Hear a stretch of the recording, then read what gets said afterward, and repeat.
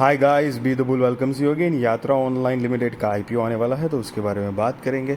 उससे पहले अगर मेरी चैनल पर नए हैं तो प्लीज़ सब्सक्राइब कर दीजिए, बेल का बटन हिट करिए, लाइक करिए और मेरी वीडियो आपके सारे कॉन्टैक्ट के साथ भी शेयर करिए ताकि उनकी भी स्टॉक मार्केट की जर्नी और भी ज़्यादा कॉन्फिडेंट, सक्सेसफुल और अवेयर हो पाएगा इस। तो अगर कंपनी की बात करेंगे तो 2005 से इनकॉर्पोरेटेड है और जैसे कि नाम से भी पता चल रहा है तो ट्रैवल रिगार्डिंग बिजनेस है कंपनी का। यस, टिकट बुकिंग हो, प्राइसिंग हो, होटल की अवेलेबिलिटी हो या होटल की या रिसोर्ट की इंफॉर्मेशन हो, डोमेस्टिक और इंटरनेशनल का कस्टमर्स दोनों इस इनका बिजनेस जो है उनकी फैसिलिटी का यूज़ कर सकते हैं और ये बुकिंग वुकिंग सब करवाती है। अवेलेबिलिटी है कि नहीं वो भी एक चीप कितना पड़ सकता है कि नहीं उस हिसाब की भी अंदर डिटेल्स दिखाती है। मतलब दूसरी जगहों पे होटल, सेम होटल की प्राइसिंग और यहाँ पर डिफरेंसेस क्या है एक, तो वो सारी चीज़ें प्रोवाइड करती है।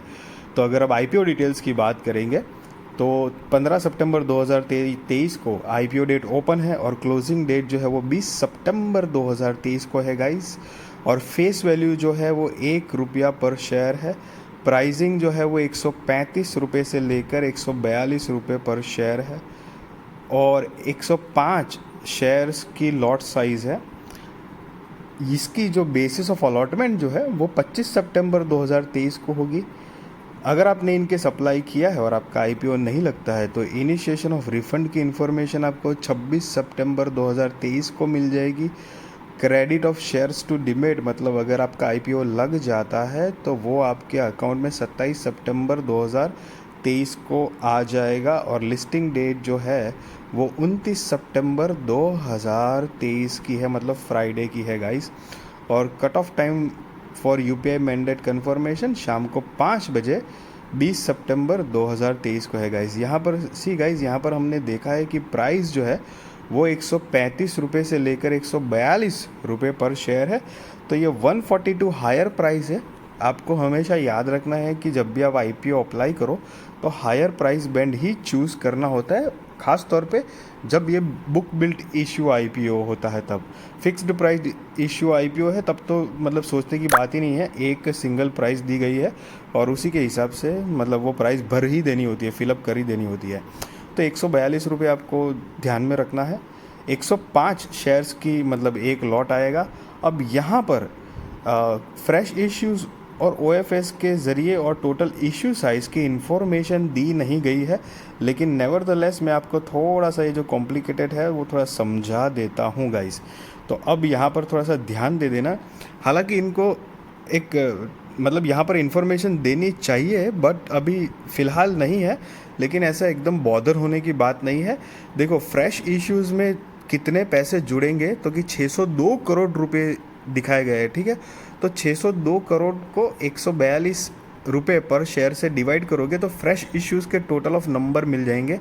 और ऑफ़र फॉर सेल मतलब ओएफएस के ज़रिए ये जो 1,21,83,099 शेयर्स जो आ रहे हैं एक की फेस वैल्यू से, उसको 142 रुपये से मल्टीप्लाई करेंगे आप तो उसकी अमाउंट मिल जाएगी। अब बहुत उसके बाद इजी हो जाएगा। फ्रेश इश्यूज़ की अमाउंट और ओएफएस मतलब ऑफ़र फॉर सेल की अमाउंट आप ऐड करोगे तो आपको टोटल इशू साइज़ मतलब कितने पैसे टोटल जुटेंगे वो मिल जाएगा। और साथ ही साथ में फ्रेश इश्यूज़ और ऑफ़र फॉर सेल के नंबर ऑफ़ शेयर्स को भी ऐड करोगे तो आपको टोटल इशू साइज़ भी मिल जाएगी। So that's how also you can calculate. So I hope कि अब क्लियर हुआ होगा आपको, तो इतना मतलब घबराने की बात नहीं है।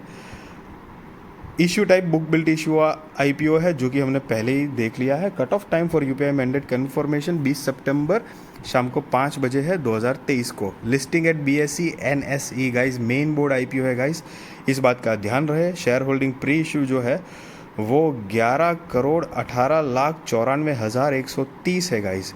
सो अगर आप रिटेल कैटेगरी में हो तो मिनिमम एक लॉट के लिए तो ऑफकोर्स अप्लाई करना है, जिसमें 105 शेयर्स आएंगे और 14,910 रुपये आपको जमा करने पड़ेंगे रिटेल कैटेगरी में ही।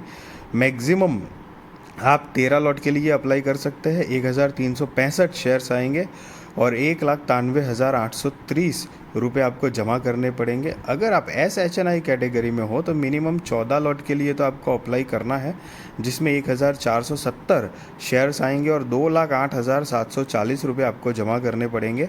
SHNI कैटेगरी में ही मैक्सिमम 67 लॉट के लिए आप अप्लाई कर सकते हो, जिसमें 7,035 शेयर आएंगे और 9,98,970 रुपये आपको जमा करने पड़ेंगे।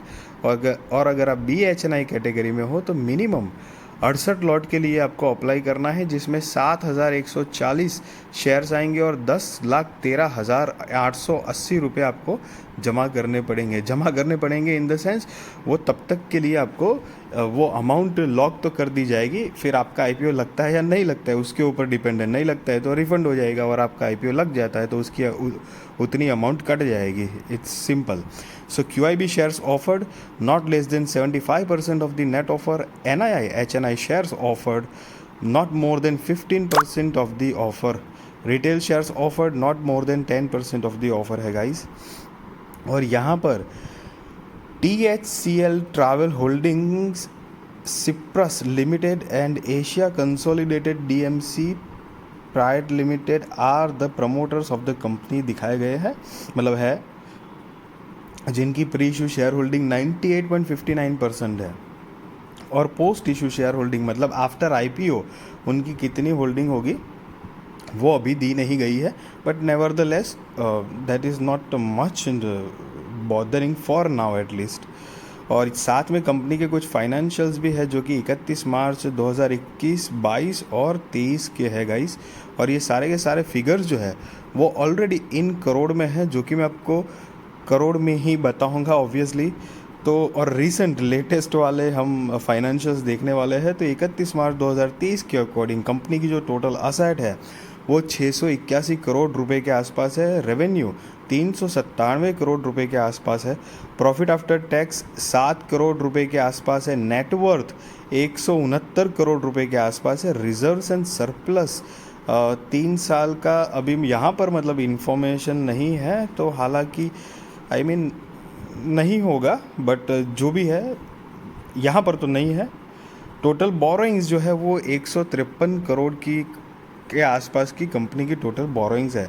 सो गाइस देखो यहाँ पर उसके कंपनी के ना फाइनेंशियल्स देख के मैं अपना पॉइंट ऑफ व्यू बताऊँ तो प्रॉफिट जो है वो कंपनी लॉस से प्रॉफिट में आई हुई है। आप देख सकते हैं 21 में 118 करोड़ के आसपास की लॉस थी, और अभी 2023 में 7.5 करोड़ रुपए के आसपास की प्रॉफिट जनरेट किया हुआ है, तो एक बहुत अच्छी बात है। और लेकिन साथ ही साथ में कंपनी का कर्जा जो है वो कर्जा भी बढ़ा हुआ है, मतलब टोटल बोरोइंग्स जो कि 2021 में 13 करोड़ रुपए के आसपास थी, जो कि अभी 23 में 153 करोड़ रुपए के आसपास है, मतलब काफ़ी हद तक बोरोइंग्स भी बढ़ी है। हालांकि गाइज वो यहाँ पर दिख रहा है कि अपना कर्जा जो है वो बिज़नेस को ग्रोथ देने के लिए यूटिलाइज अच्छा कर रहे हैं, ऐसा यहाँ से थोड़ा लग रहा है। See guys small cap company है, उस बात का पहले ध्यान रहे।